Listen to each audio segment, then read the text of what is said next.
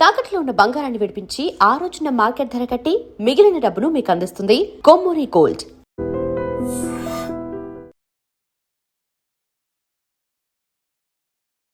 నమస్కారం, welcome to I dream. ధర్మ మార్గం విత్ విజిత కార్యక్రమానికి స్వాగతం.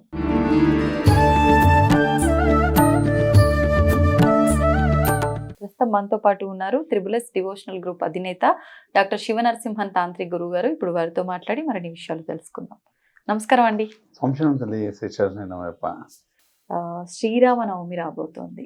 మరి చాలా మంది ఈ శ్రీరామనవమి ఉత్సవాలు చాలా ఆడంబరంగా జరుపుకున్నప్పటికీ, సీతారాముల కళ్యాణం వేడుకకి అందరూ హాజరైనప్పటికీ చాలా మందిలో చాలా సందేహాలు ఉంటూ ఉంటాయి.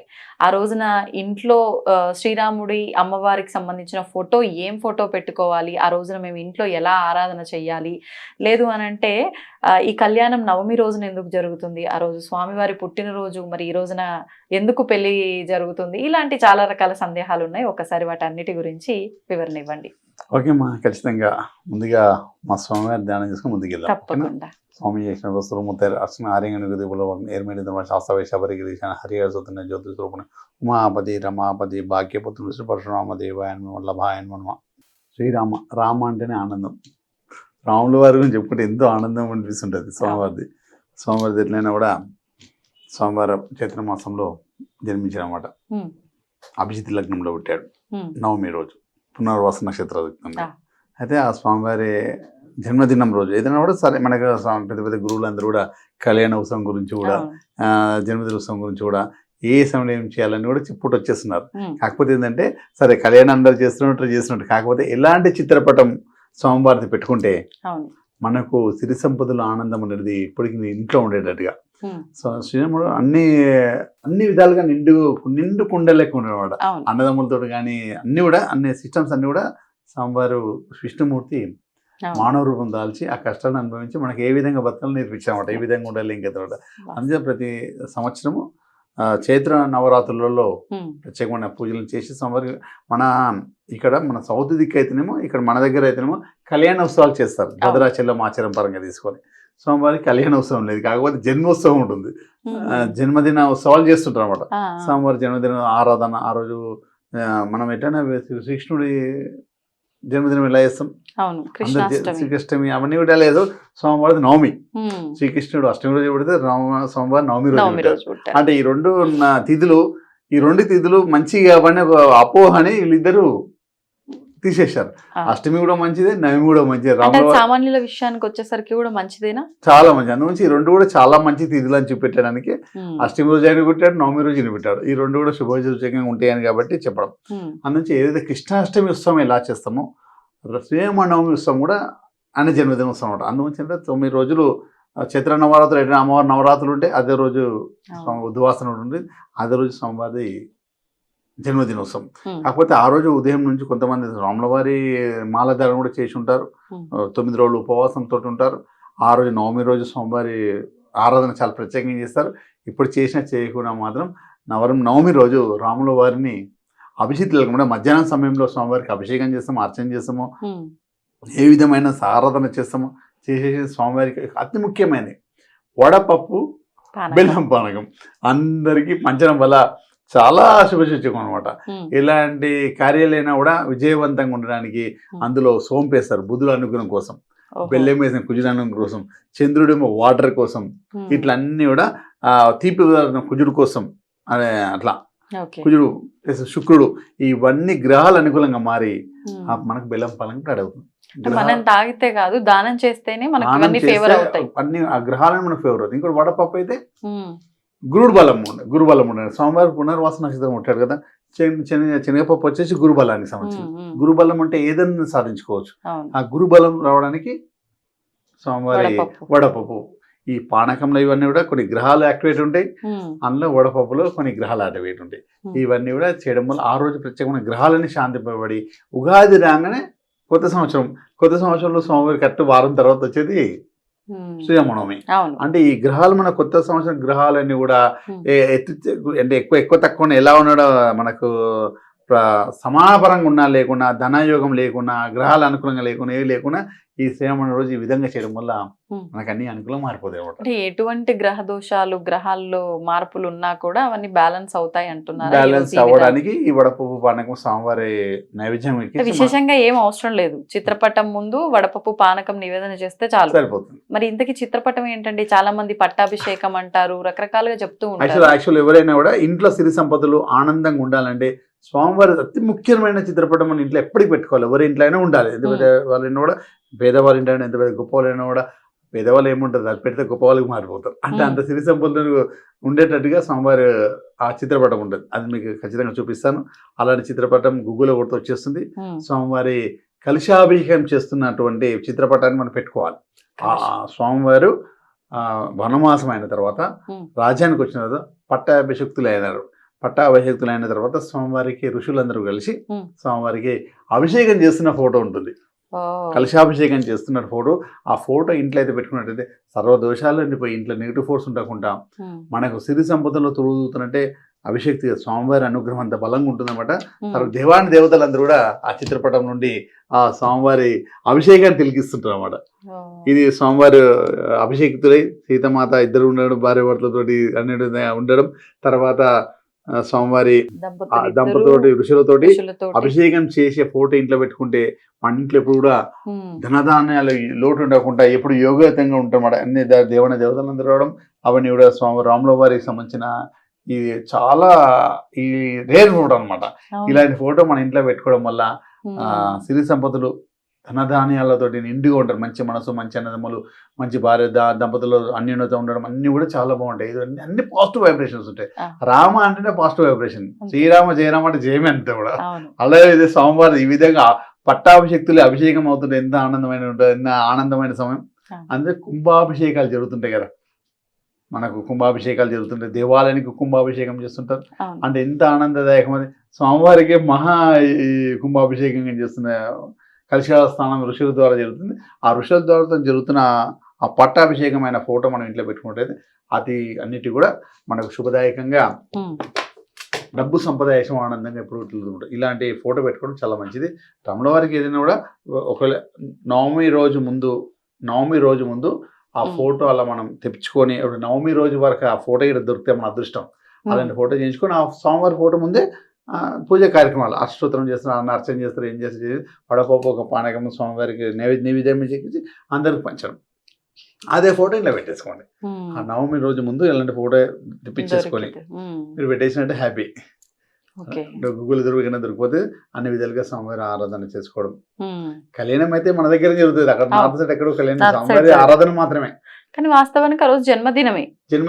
అభిజిత్ లగ్నంలో పుట్టారు స్వామివారు. పునర్వాస నక్షత్రంతో నవమి రోజు అభిజిత్ లగ్నంలో పుట్టారు. అందువల్ల సరే మనకు కళ్యాణోక్తిగా ఉండాలంటే 9 రోజులు ప్రత్యేకంగా పూజలను జరిగిన తర్వాత కళ్యాణ వైభోగం జరగాలి కాబట్టి కళ్యాణ ఉత్సవం చేస్తారు భద్రాచలంలో. ఆ భద్రాచలం ఆ పరంపర అందరు కూడా స్వామివారి కళ్యాణం అక్కడ చూసి తిలకించలేం కాబట్టి ఆ కళ్యాణ వైభోగాన్ని మన గల్లీలో చూడాలి కాబట్టి, మన ఇంటి దగ్గర చూడాలి కాబట్టి, మన కాలనీలో చూడాలి కాబట్టి ఆ వైభోగాన్ని ఇక్కడ చేసుకుంటాం అనమాట. అంతే. భద్రాచలం వెళ్ళి అక్కడ చూడలేం కాబట్టి స్వామివారి కళ్యాణోత్సవం చేసుకుంటే కనుల పండుగ ఉండాలి కాబట్టి అది మన ఇంటి దగ్గర మన కాలనీలో అందరూ కూడుకొని ఆ కళ్యాణోత్సవం చేస్తే అది మనకు సిరి సంపదలుగా ఆనందకరంగా ఉంటుంది. కాబట్టి అన్ని దేవాలయ రామాలయ దేవాలయాలు, ఆంజనేయ స్వామి దేవాలయాలు అందరూ కూడా ఆ కళ్యాణ వైభవోత్సవం అందరూ కూడా చేసుకుంటారు. కాబట్టి ఆ కళ్యాణంలో కూర్చొని సీతామాతకి కాళ్ళు కడిగి కన్యాదానం చేయడం, రాముడు వారి కాళ్ళు కడిగి కన్యాదానం చేయడం అదొక పుణ్యఫలం మనకు దక్కుతుంది. కాబట్టి అవకాశం అనేది రామాలయ భద్రాచలంలో కడిగి రాముడు వారి కాళ్ళు కడిగి సీతామాతని మనము కన్యాదానం చేయలేం కాబట్టి ఆ ఊహ మనసులో ఊహించుకొని ఇంటికాడ చేస్తామన్నమాట. ఆ భద్రాచలం చేసినట్టే అనుకోవడం. అది అలా చేయడం వల్ల అది ఎంతో పెద్ద పుణ్యఫలం. అన్ని దానాల్లో కానీ పెద్ద దానం అనమాట కన్యాదానం. అది కన్యాదానం దేవుడికే కన్యాదానం చేసినట్టు ఎంత మహాభాగ్యం. ముఖ్యం మహాలక్ష్మిని కన్యాదానం మనం చేస్తున్నట్టే కాళ్ళు కడిగి రాముడు వారి మహావిష్ణుని కాళ్ళు కడిగి మనం ఇస్తున్నట్టు ఎంతో మహాభాగ్యం. అందుగురించి ఆ మహాభాగ్యాన్ని భద్రాచలం మనం అందులోకి పడి మానవ మాత్రం చిన్న వాళ్ళకు మనకు అందదు కాబట్టి అందరూ కూడా కలిసి ఇక్కడ మన ఇంటికాడ చేసుకోవడం వల్ల చాలా బాగుంటుంది. కాబట్టి మన రాష్ట్రాలలో జరుగుతుంది. నార్త్ సైడ్ ఓన్లీ స్వామివారి జన్మదిన ఉత్సవం చేస్తారు, ఊరేగింపులు చేస్తారు, పెద్ద ఊరేగింపులు జరుగుతాయి. స్వామివారి పెద్ద ఉత్సవాలతోటి మా రాముల వారి భజన వైడ్యూరాలతో ఎంతో పెద్దగా స్వామివారి ఊరేగింపు చాలా పెద్దగా జరుగుతుంది అన్నమాట. ఇప్పుడు స్వామివారి కళ్యాణం ఊరు ఊరు వాడవాడ ఎలా ఘనంగా అయితే జరుపుతారో, అంటే ఇంకా ధర్మానికి ఒక నిదర్శనము శ్రీరాముడు. ఆయన కళ్యాణం జరిపిస్తే లోకమంతా సుభిక్షంగా ఉంటుందనే నమ్మకం ఏ విధంగా అయితే ఉందో, ఆ తలంబ్రాలు తీసుకొచ్చి ఇంట్లో పెట్టుకుంటే ఎటువంటి ఇబ్బందులున్నా తొలగిపోతాయని, సంతానం కాని వారికి సంతానము, వివాహం కాని వారికి వివాహం అవుతాయి అని చెప్పి కూడా ఒక నమ్మకం ఉంది. ఇది నిజంగా వాస్తవమే అంటారా? ఒక ఊరే స్వామివారి మిషన్తుడు కాకుండా గోరుతుడు కొలిచి స్వామివారి తలంబ్రాలు అడిగేస్తారు. ఆ అక్షంతలు, ఆ తలంబ్రాలు మన అక్షంతలు అక్షయంగా అన్ని ఉన్నట్టు కదా. అంతే. ఆ తలంబ్రాలు అంటే సిరి సంపదలు పోస్తున్నట్టు వైడ్యూర్యాలు అంతే స్వామివారు పోసినట్టు అనమాట. ముత్యాలు పోస్తుంటే స్వామివారి కలరే వస్తుంటారు. అదే విధంగా ఆ తలంబ్రాలు పడ్డాయి కాబట్టి ఆ అక్షంతలు మన ఇంట్లో తెచ్చుకుంటే అక్షయంగా అన్ని కూడా నిండు ఉంటుంది కాబట్టి ఇంట్లో కళ్యాణం ఎవరికి కళ్యాణం, ఆరోగ్యం అనారోగ్యం లేని అనారోగ్యంతో ఆరోగ్యంగా ఉండడం, జాబ్ లేని వాడు జాబ్ రావడం, ఏదైనా అన్ని కార్యక్రమాలు కూడా విజయవంతం కావడానికి స్వామివారి కళ్యాణాల అక్షంతలు మన ఇంట్లో తెచ్చి పెట్టేసుకోండి. ఇంతకీ పూజ రూమ్ లో పెట్టాలంటారా, బీరువాలో పెట్టాలంటారా తలంబ్రాలు తీసుకొచ్చి? పవిత్రమైన ప్లేస్ ఎక్కడ పెట్టచ్చు. ధనం ఉండే ప్లేస్ లో పెట్టచ్చు. లక్ష్మీ స్థానం ధనస్థానం లక్ష్మీ స్థానమే, పూజ గది కూడా లక్ష్మీ స్థానమే. కాకపోతే అవి ఎల్లో కలర్ గుడ్డలు మాత్రమే కట్టి పెట్టాలి. అంటే వైట్ కలర్ క్లాత్ కి పసుపు రాసి ఎల్లో కలర్ గా మార్చాలి. ఓకే. ఎల్లో కలర్ మార్చేసి స్వామివారి నక్షత్రం అదే నక్షత్రం కాబట్టి, గురు నక్షత్రం కాబట్టి వడపప్పు ఖచ్చితంగా కాబట్టి గురుబలం పెరుగుతుంది మనకి. ఆ గురుబలం పెరగడానికి అక్షంతలలో పెట్టేసి అన్ని అక్షయంగా గురుబలం ఇప్పుడు అక్షయంగా ఉంటుంది కాబట్టి రాముల వారి కళ్యాణం అక్షంతలు మన ఇంటికి రావడం అదృష్టం అనమాట. ఒక ఊరే పవిత్రంగా పంట పండించి పోలిచి రాముల వారికి పంపిస్తాం అనమాట. రాముల వారి పేరు చెప్తున్న ఆనందం అంతే. అవును. ఇప్పుడు కళ్యాణము అని అంటే చాలా వరకు చూస్తాం మన, అంటే భద్రాచలంలో కానివ్వండి, మనం వీధుల్లో, మనం ఆలయాల్లో ఎక్కడ చూసినా కూడా ఎక్కువ పొద్దున సమయంలో మధ్యాహ్నం లోపు కళ్యాణం అయిపోయేటట్టుగానే చూస్తాం. కానీ ఒంటిమిట్టలో మాత్రం నైట్ పూట కళ్యాణం అవుతుంది అని అంటూ ఉంటారు. ఎందుకని అక్కడ ఆ టైంలో జరగటానికి విశేషం ఏమైనా ఉందా? కాకపోతే కళ్యాణం అయితే మధ్యాహ్నం చేయాలి. అభిషేక లగ్నంలోని స్వామివారి కళ్యాణం ఉత్సవం ఉంటుంది. రాత్రి విశేషం వాళ్ళ అది యాక్చువల్ ఏంటంటే మన కొన్ని గ్రహాలు కొన్ని ప్రాంతాల్లో రాత్రి కళ్యాణాలు జరుగుతాయి. మన కళ్యాణాలు అయినా కూడా రాత్రి పూటనే జరుగుతాయి. ఆ సమయంలో సరైన ముహూర్తంలో సూర్యుడు లేని చంద్రుడి సమయంలో జరిగే ముహూర్తాలు కొన్ని ఉంటాయి. సూర్యుడు జరిగే కొన్ని సూర్య పరంగా ఉండే కొన్ని ముహూర్తాలు ఉంటాయి. అంటే చంద్రుడు ఉన్న ముహూర్తాలకు సంబంధించింది ఆ చంద్రుడు ఉన్నప్పుడు చేసే ముహూర్తాలు కొన్ని ఉంటాయి. కాబట్టి ఆ సమయంలో రాత్రి మన కళ్యాణుడు కొన్ని రాష్ట్రాల్లో రాత్రి పూటనే జరుగుతాయి. అంటే అదే విధంగా అక్కడ విశేషంగా ఆ దేవాలయ విశేషంగా ఆ రాత్రి సమయంలో కళ్యాణం జరుగుతుంది అన్నమాట. అంటే ఒకప్పుడు మనము అందరి కార్యక్రమాలను ముగించుకొని 100 సంవత్సరాలు 200 సంవత్సరాల కింద కూడా పొలాలు గిలాలు అన్నీ అయిపోతాయి కదా, అవన్నీ పనులను ముగించుకొని సాయంత్రం వచ్చేస్తారు ఇంటికి. వచ్చేటప్పుడు స్వామివారి కళ్యాణం తిరిగించేసి ఆ విధంగా చేసుకున్న పరంపరంగా వరుసగా అట్లా రావడం వల్ల ఇది ఇలానే కొనసాగుతున్నమాట. కాకపోతే రాత్రి 3 లేదా ఉంటాయి కదా మన అది కూడా రాత్రి కొన్ని ఇక్కడ కూడా మన సిటీలో కూడా రాత్రి పూట జరిగే కళ్యాణాలు చాలా ఉన్నాయి. అంటే జాబ్స్ వీళ్ళు అందరూ కూడా వచ్చేసి ఆ సమయంలో అందరూ కూడా ఇంట్లో ఉండే వాళ్ళని రాత్రి పూట ఉంటారు కాబట్టి 8-9 తర్వాత కళ్యాణాలు జరిగడం మన సిటీలో కూడా చాలా కొన్ని ఊర్లలో ఉన్నాయి. మన సిటీకి దగ్గరలోనే కొన్ని ఊర్లలో కూడా చేస్తున్నారు, మేము చూస్తుంటాం కదా. కాకపోతే స్వామివారి కళ్యాణం ముఖ్యమైనది మధ్యాహ్నం సమయంలో ఆయన ఆ తిథి ఉన్న సమయంలో చేయడం ముఖ్యం. నవమి తిథి ఉండడం, ఆ నక్షత్రం ఉన్న తిథిలో చేయడం ముఖ్యం. ఒక్కోసారి సాయంత్రం అయితే నవమి వెళ్ళిపోయి దశమి వచ్చేస్తుంది. కాబట్టి ఆ తిథి ప్రకారం ఎప్పుడైతే కూడా రాముల వారి కళ్యాణం తిథి టైం ముహూర్తం సూచించింది భద్రాచలంలో ఎప్పుడైతే సూచిస్తారో ఆ సమయాన్ని అనుసరించి మనం చేయాలి. అంటే ఆ సమయాన్ని అనుసరించి మనం చేస్తే మనం ఆ కళ్యాణం ఎందుకు చేసుకుంటున్నాం, అక్కడ చేయలేం కాబట్టి మనం చేసుకుంటున్నాం.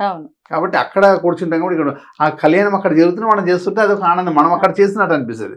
అందుకే అక్కడ ముహూర్తానికి సంబంధించిన సిస్టమ్ తోటి మనం చేయాలి. కాకపోతే రాత్రి ఇప్పుడు ఎందుకు పెట్టినట్టే అందరూ పనులన్నీ కంప్లీట్ చేసుకుని ముగించుకొని ఇంటికి వస్తారు కాబట్టి ఆ టైంలో ఊరు పెద్దలందరూ ఉంటారు కాబట్టి ఆ సమయంలో చేసుకుంటారు అంతే.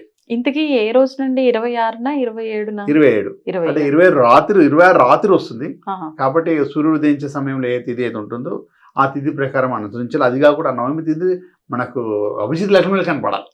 అభిజిత్ లగ్నం ఆ రాత్రి వచ్చే మనకు సంబంధం లేదు. కాకపోతే అభిజిత్ లగ్నం ఉన్నది కాబట్టి 27వ తారీఖు శుక్రవారం వచ్చే వైభోగం. సో మహాలక్ష్మి దేవుడి కాలు కడితే ఆనందం. ఈ శుక్రవారం రావడం మహాభాగ్యం. రాముల వారి శుక్రవారం రావడం అంటే ఇప్పుడు ఏంటంటే మనకి ఈ 2026 ఇటు చూస్తే 6, తర్వాత శుక్రుడు 6, తర్వాత 26 అంటే 8 అంటే శని శుక్రుడు ఇద్దరు కూడా ఫ్రెండ్స్ అనమాట. ఎప్పుడైతే శని శుక్రుడు కలిసి ఆనందంగా యోగం కలుగుతుంది. ఇంకా ఏంటంటే స్వామివారికి సంబంధించింది ఇప్పుడు మన శుక్రవారం రావడం స్పెషల్, తర్వాత స్వామివారి పుణ్యవాస గురువు, ఇద్దరు గురు శుక్రులు ఏకంగా అవడం అన్నమాట ఈ సమయంలో. ఈ సమయంలో మనకి ఇట్లా ఉండడం వల్ల, ఈ కళ్యాణం రావడం వల్ల అసలు ఎప్పుడు చేసినా చేయకున్నా కూడా ఈ టైంలో చేయడం మహాభాగ్యం అవడం. రాముడు అంటే విజయం సాధించడమే, ఈ పరాభావం సంవత్సరం విజయాలు సాధించుకోవడానికి, అలా మనలోన అన్ని కూడా పరాభావం పోవడానికి కూడా విజయం సాధించుకుని రాముల వారి కళ్యాణం ఈ జన్మదినోత్సవం ఈ సంవత్సరం చాలా జరుపుకోవడం చాలా మంచిది. ఏది చేసినా ఇంట్లో మాత్రం స్వామివారి ఇలాంటి చిత్రపటం పెట్టుకోవడం చాలా ముఖ్యమైనది. ఇది చేసుకోవడం చాలా అన్ని విధాలుగా భాగ్యంగా సూపర్గా ఉంటుంది. సంతోషం అండి, ధన్యవాదాలు. స్వామి శరణం శతజనవాలు. దీన్ని తవ్వండి, తవ్వుతూనే శివలింగం. సరే దాన్ని అట్లా కప్పేసేయండి, చూపించదండి. Krishna is there. మూర్తి పూజ కాదు, సాక్షాత్ బ్రజేంద్ర నందన భగవాన్ ఉన్నారు మూర్తిలో. ఏమీ ఆశించకుండా ఆరాధించే వాళ్ళు కూడా ఉన్నారా ప్రభుజీ? నిజమైన భక్తి అంటే మనకు తెలియదు కాబట్టి